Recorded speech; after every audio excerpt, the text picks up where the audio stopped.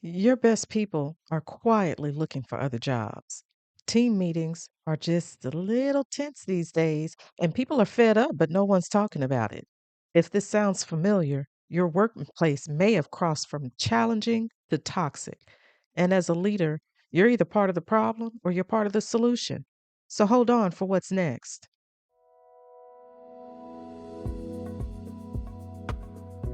Welcome to Crossroads and Catalyst, the podcast with Shanita B. I am your host. This is where we discuss how a thoughtful, wise, and strategic perspective at a crossroads can be the catalyst for change. Our executive brief today is on toxic workplace culture, and we're going to spend the next 20 minutes on how to spot the warning signs before your team collapses and what you can actually do about it. So, what's the crossroads here? You recognize that something feels just a bit off and you've noticed that your team used to be engaged and collaborative, but now, well, people have checked out. They're calling in sick more often. Voluntary turnover rates may even be climbing. And then there's the tension in meetings that didn't used to be there. You might have told yourself that it's no big deal or people are just being sensitive. But what's actually happening is your workplace culture has deteriorated to the point to where it's damaging people. And the longer you wait to acknowledge it, the harder it becomes to fix. And the more talent you lose, and really, you can't afford to lose any good people on your team. You're trying to demonstrate your leadership ability, and that is very difficult to do when your team is fleeing. Okay. And so, by the way, if you are a leader in a toxic workplace and you need some guidance on what to do, then go ahead and click the link in the show notes to submit your crossroads. And it may even be featured on a future Crossroads Spotlight episode.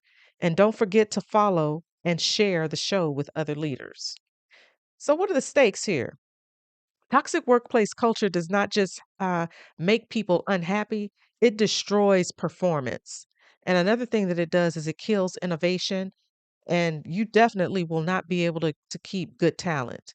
And, one of the worst things about it is you may potentially be exposing the organization for which you work to legal liability because this is how problematic toxic work culture is.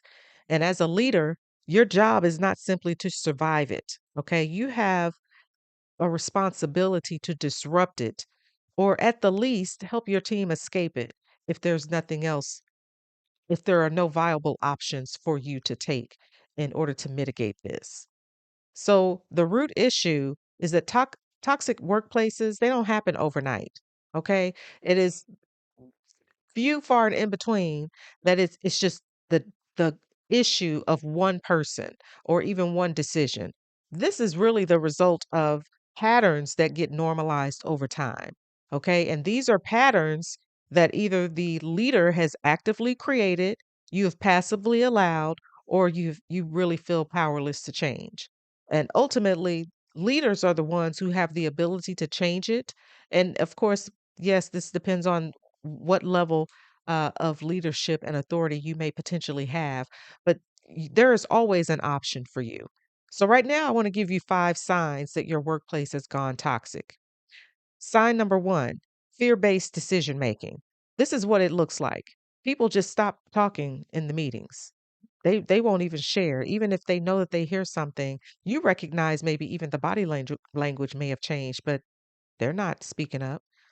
Uh, if the ideas get shot down in public, well, that's definitely a way to guarantee that no one is going to speak up. If someone makes a mistake and those mistakes are punished, well, you know, if they're going to be berated as a result of it, well, then they're definitely not going to share anything. And the reason why this matters is because it kills innovation, honesty, and performance. And you want to get the best out of your team members and you want to help them to hone their skills. And it's difficult to do that if they're afraid to share their ideas or to speak up. Sign number two, high turnover. And this is especially important amongst top performers. Okay. The reason this is so important is because the best people, they're not sticking around for this nonsense. They will leave. And your exit interviews will reveal consistent themes that you or other leaders are ignoring. Okay. You're constantly recruiting to replace people. And the reason why this matters, good people, they always have options. And they are the first ones to leave toxic work cultures. And I have personal experience with this. I've been a part of a toxic work culture and I've hired people into toxic work cultures, not even realizing how extensive the toxicity was. I hired someone and this person left after 7 days. 7 days. 7 days, just think about that. Very disappointing, and once we found out, I mean, some things just went downhill in the aftermath of that. But my point is, when people have options, they're not gonna put up with it. They're just not. Sign number 3, gossip and backstabbing replace direct communication. What does this look like? Well, people are complaining about each other, but they're never talking to each other. And then you get these passive aggressive emails that replace conversations. And we all know what those aggressive emails or communications look like. Um, Trust has evaporated, and then people start to break off into cliques and silos.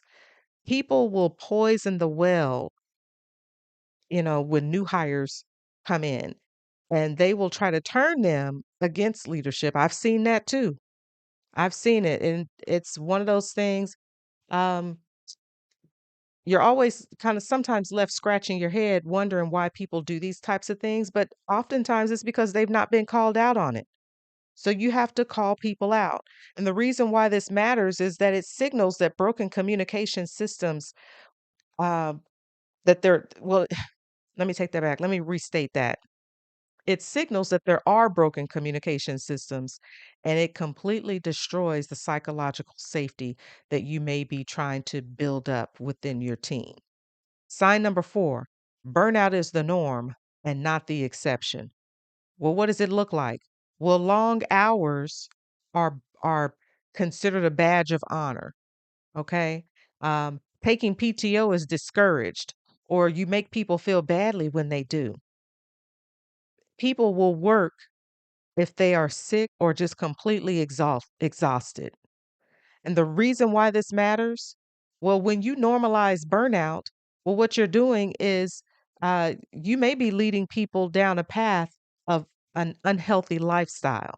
You might get more mistakes in your work and projects, and people will begin to resent you as a result. I had an employee resign and take another job because of burnout. Now, this was something that had happened long before I got there. There was no opportunity for me to recover this person. They were done. They were completely fed up. So it happens on a regular basis. Sign number 5, leaders model or tolerate bad behavior. And so what does this look like? Well, you have some of the senior leaders who are bullying people, they're yelling and humiliating people in front of their colleagues. Your poor performers stay behind, they stay on the team because they know, you know, they don't have anything to lose. All is well. The rules are applied inconsistently. And we all know what it's like to work in an environment where we've been treated unfairly or we've witnessed others be treated unfairly. It's just not right. Um, and so, why does this matter? Well, the culture is determined by the worst behavior that leadership tolerates.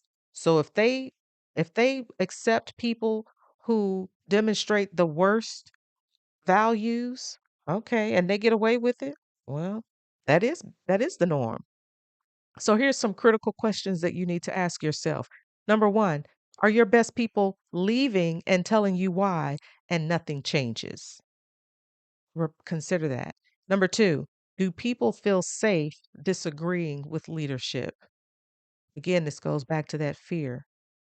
And number 3, would you want your own child to work in this environment if you have children or siblings? Would you want your brother or sister or one of your parents to work in an environment like this? A lot of you recognize what it's like for your parents because maybe your parents have shared with you or verbalized when you were younger what it was like at work on a particular day when things or days and weeks, and people put up with bad environments because of their circumstances. But if they have an option to leave, a lot of people will. So, what kind of choices do we have? Well, as a leader in a toxic workplace, you have several choices. I'm going to give you several to consider. Option A, you can just ignore it and pretend that it's not that bad. And it's going to feel like you're avoiding the conflict and that you're just maintaining the status quo. You might even feel like you're maintaining a good presentation before the other leaders. But the downside is this is that you have become complicit in this type of culture and your best people are leaving and you're damaging your own reputation because what it's demonstrating is that you don't have any integrity. And the reality of it is denial does not fix toxicity. It only enables it. Option B, complain, but do nothing. You complain about the toxicity, but you don't do anything about it. And what this might look like, you might be complaining alongside your team. And so they might feel like you're standing in solidarity with them. And so all of you are together and you're venting frustration. But all this does is undermine your credibility and it spreads negativity. It does not accomplish anything. And so the reality of this is that your team, they really need your leadership. They don't need commiseration. They can commiserate with one another. They don't need you for that. They need you to stand up for them and have their back. Option C, you take strategic action within your sphere of influence. Now, what this will do is it will create positive change for your team and it will certainly demonstrate that you have the ability to lead and you're modeling courage for others. And sometimes all it takes is for one person to stand up. Now, the flip side of this, okay, there's going to be a flip side. It may put you at odds with senior leadership. So this is definitely going to require some risk and some effort. So I don't want you to go forward, move forward, and think that it's just going to be easy street. But the reality is that this is what leadership actually looks like in difficult situations. You're taking a stance for what is good and what is right. Okay. And so we have to look at this from two different angles, the positional authority and the transformational authority. And so this is what leaders can actually do if you have the positional authority. Action number one, you can create safety within your team. You can establish team norms that counter the toxic culture. Okay. Model vulnerability and direct communication and protect your team from organizational dysfunction whenever possible. So this week, have a team meeting acknowledging the challenges and committing to how your team will operate differently. You just need to be open and honest about it. You might not be able to impact what is going on across the greater organization, but you can set a different example for your own team. Action number 2, address whatever bad behavior directly. Do not tolerate toxicity on your team, even if it's tolerated elsewhere within the organization. And you may find that this is going to happen, but give clear feedback using behavioral language. So you want to speak directly to the behavior that is being demonstrated that you want to get rid of, and then document it and escalate it as necessary. So this week, identify at least one toxic behavior that you've been tolerating and address it so that you don't have to continue to deal with it. And if it continues to pop up, well, then you escalate it according to the policy of your organization. All right. Action number 3, advocate upward and do this carefully. You have to speak to this directly and you want to bring data about the turnover, performance issues, or even the morale, and you want to make leadership aware. They might already be aware, they might not. You're just going to go forward and present the information in black and white. And you want to frame it as a business problem, not a complaint. You don't want to go forward and just vent some frustrations. If you're going to present a problem, you must present a solution. So this week, prepare at least one concrete recommendation with a business case and detail for them what can be done to fix it. Action number 4, build exit strategies for your team. You want to help your team develop the people skills that will help to make them marketable. This is what you need to be doing anyway. You want to prepare your team for what could happen, which what could happen is leadership may not listen. And so you don't want to be caught flat-footed like this. So this week, you want to have some career development conversations with your direct reports. Just ask them, where is it that you see yourself in a few years? And how can I help you to get there? And point out to them some of the things that they could be working on. And if and so this next segment, if you don't have the power to change the system, well, then some of the things that you can actually do to impact that would be number one, protect your own well-being. You have to set some boundaries around the work hours and availability. Do that for yourself and do that for your team. You do not want to avail yourself to the organizational dysfunction because it will take you down. That system has been in place for quite some time. It's going to take more than one person to undo all of that mess. So this week, identify one boundary that you need to establish and hold the line. Action number two, document everything. You want to keep records of the toxic behavior, especially if it affects you. Save your documents, note the dates and the witnesses, protect yourself legally and professionally. And this is a documentation that you maintain. Now remember, you are working on others on a company's laptop, computers, accessing their information. So if you're going to be documenting anything, it needs to be information that is not going to get you in trouble. Okay, be aware of that. You have to be careful when you're documenting information. I'm not telling you to go in and start printing a bunch of information from the organization's servers. You have to exercise some discernment when you do this. Action number three, build your exit plan and strategy. You make sure that you update your resume and your LinkedIn profile if you have one. And I would suggest that all of you get one because it's a great way to connect with people and to see what positions are available and what they require. And make sure you have some money in the bank because you never know what will happen in a toxic environment. You might get cut even sooner than you think. And so make sure that you have some dollars in the bank. So this week, set a timeline for your reassessment and do something like, if X does not change by this date, I'm going to do Z. Okay. Action number four, do not sacrifice your integrity. Avoid the toxic behavior and do not participate in it. You don't want to go along to get along in situations like this because it will always come back to bite you. Your reputation matters more than your job. And people do talk and people will try to make you believe that they do not talk behind your back or that uh, they will say a good word. Believe me, these conversations that take place via text message and in these back rooms, they are not always favorable. So just take that into consideration. So how will you know that you've made some strides or that you've had some success?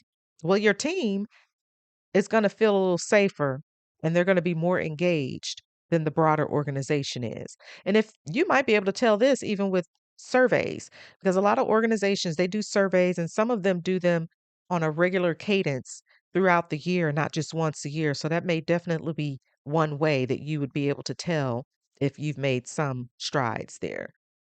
If you recognize that you're retaining good people longer than other teams, that's definitely a win. And if you have a clear plan, whether it's to stay or to fight, or even a strategic exit, well, that's a success. We should always be ready. We always want to be ready for what could come. So it's a good idea to refresh your resume on a regular basis. What is the executive summary? What is the bottom line here? Well, the bottom line is this: toxic workplaces do not fix themselves. And if you're hoping that it's going to get better, well, you have bought the lie. And so don't do that. Don't drink the Kool-Aid. As a leader, you have to decide, am I going to create a pocket of sanity for my team? Am I going to advocate for some change? Or am I going to have to get out and help my people get out? Now, the risk level for something like this, it is critical because staying in a toxic culture without a strategy, it damages your health and your career. And potentially it could damage your own reputation because everybody gets mud on themselves and they might get a little burned by working in a toxic work culture. So, your decision timeline, you have to do something this month. You have to assess whether you can create meaningful change or if you need an exit plan. So consider that. And don't just go to work and up and quit. You have to have a plan. This just goes back to having a plan. And I hope that this was helpful. And I want you to be aware that you always have a choice. You do not have to go with the flow and go along to get along, especially in these toxic work cultures, because again, they will suck the life out of you, and before you know it, you you won't even recognize yourself in the mirror, and that's not what you want. So take it seriously, develop a plan of action, and do what you can within your sphere of influence. All right. So next week, we're going to be talking about the excuse me, I can't even get my words out. We're going to be talking about the authenticity trap. And really, I want to focus on this aspect of authenticity when people take that and they use it as an excuse for their misbehavior. All right. So if you're navigating a toxic workplace as a leader, you do not have to deal with this by yourself. Remember to go into the show notes and click the link and submit your challenge so that I can read through it and I can get back with you. And be sure to leave me a review and follow and share the episode. And remember, crossroads reveal who you are, catalysts shape who you become. Every decision matters, so make it count. I'll talk to you next week for your next executive brief.